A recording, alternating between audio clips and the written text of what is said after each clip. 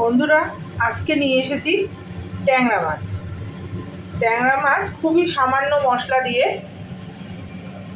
ভাপা। ফোড়নে দেবো জিরে, তেজপাতা, হলুদ গুঁড়ো, লঙ্কা গুঁড়ো আর জিরে গুঁড়ো।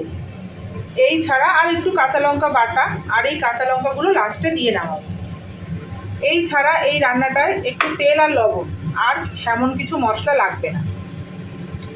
আসুন তাহলে শুরু করা যাক। তেল গরম হয়ে গেছে, তাতে দিয়ে দেব তেজপাতা আর জিরে।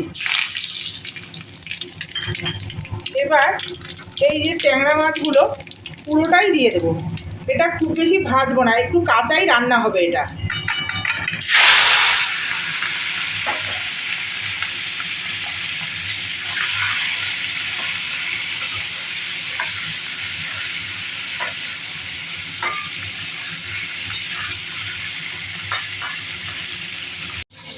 এইবার এর মধ্যেই দিয়ে দেব কাঁচা লঙ্কা বাটা,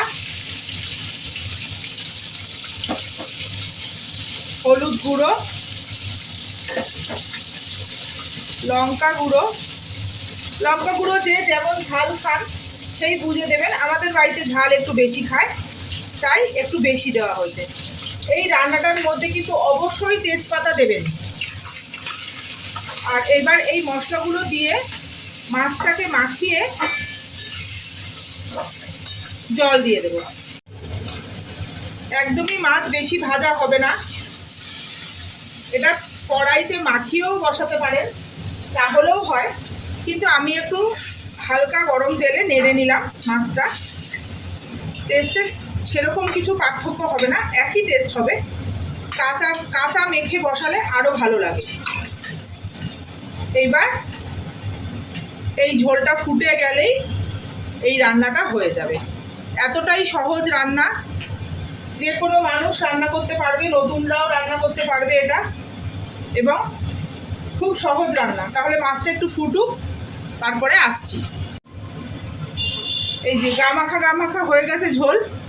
এবার কুচিয়ে রাখা কাঁচা লঙ্কাগুলো দিয়ে দেব, দিয়ে অল্প সরষের তেল, কাঁচা সরষের তেল দিয়ে নামিয়ে ফেলবো। হয়ে গেল আমার ট্যাংরা মাছের জিরে ভাপা। আপনারা এভাবে বাড়িতে চেষ্টা করে দেখবেন। আমার আশা আপনাদের ভালো লাগবে।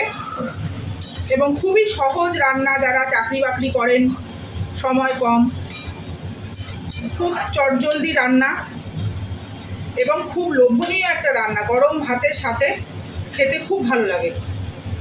এই রান্না যদি আপনাদের ভালো লেগে থাকে তাহলে আমাকে একটা লাইক করবেন, সাবস্ক্রাইব করবেন এবং আমার পাশে থাকবেন, আর কমেন্টে জানাবেন আপনাদের কেমন লাগলো। হয়ে গেছে, এবার আমি ঢেলে নিলাম।